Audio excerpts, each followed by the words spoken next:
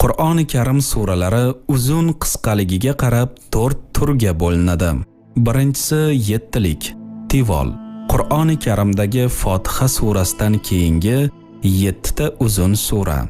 Birinchisi Baqara, ikkinchisi Oli Imron, uchinchisi Niso, to'rtinchisi Moida, beshinchisi An'om, oltinchisi A'rof, yettinchisi Anfol, Tavba. Ikkinchisi yuzlik, Miun. Oyati 100 dan oshuvchi suralar.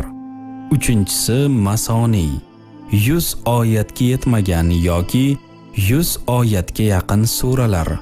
Bular namozda takror o'qilgani uchun ham Masoni deyiladi.